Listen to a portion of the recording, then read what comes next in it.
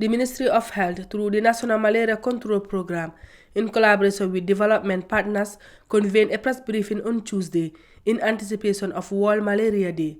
The event was held at the National Malaria Control Program Conference Hall in Carnifing. World Malaria Day, observed annually on April 25th, was established in May 2007 by the 6th World Health Assembly to underscore global efforts in malaria prevention and control.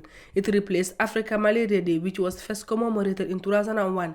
The day serves as a platform for countries worldwide to host activities such as educational campaign, insecticide-treated net distribution, community outreach, and high-level advocacy engagement. Despite global efforts, malaria remains a significant public health challenge. According to the World Health Organization, in 2023 alone, there were an estimated 263 million new malaria cases and approximately 597,000 deaths, with 95% of these occurring in the African region. This year's theme, Malaria Ends With Us, Reinvest, Reimagine and Reignite, urges governments, donors, researchers and communities to renew their commitment to eradicating the disease by investing in effective interventions, exploring innovative strategies, and strengthening collaborative efforts at all levels. Representing the Director of Health Services, Musa Kamara, Regional Health Director for Western Health Region 1, emphasized the importance of reflecting on both progress and persistent challenges in malaria control. He reiterated the significance of this year's theme, noting that collective action remains crucial to overcoming barriers to elimination. This year's theme,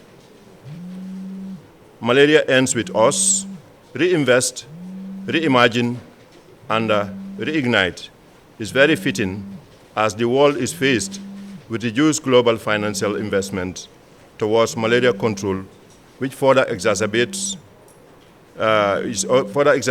by the recent USA funding cuts across the globe. This calls for adopting innovative and sustainable financing mechanisms to maintain the gains registered. The Ministry of Health and its partners will continue to harness domestic and international resources towards proven and cost-effective interventions and services to achieve elimination in the Gambia.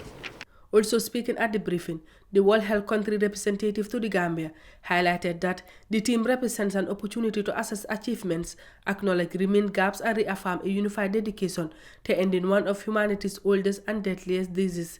The impact of malaria is felt by families every single rainy season.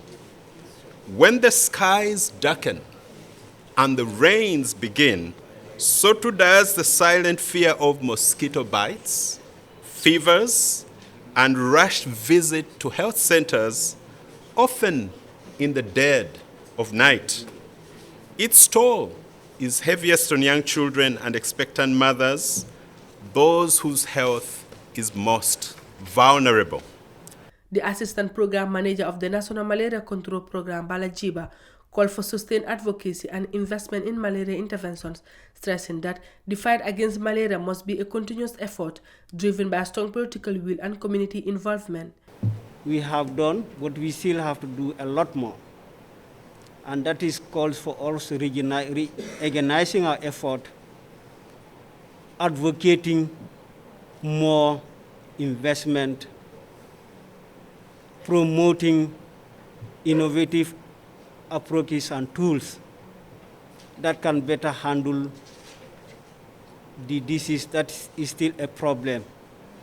Outlining the program's 2025 strategic objectives, the National Malaria Control Program officials stated that the goal is to ensure 100% of malaria cases receive prompt diagnosis and effective treatment in accordance with national guidelines. Additionally, the program aims to achieve at least 90% coverage of key preventive interventions for all population at risk and to strengthen surveillance, monitoring, evaluation, and operational research systems to support informed decision-making and improve program performances. This year's campaign is a renewed call to action, urging all stakeholders to reinvest in tested solutions, reimagine approaches to tackle emerging challenges, and reignite partnerships that drive progress toward a malaria-free future. Reporting for Kirfatu, I am Fatu Silla.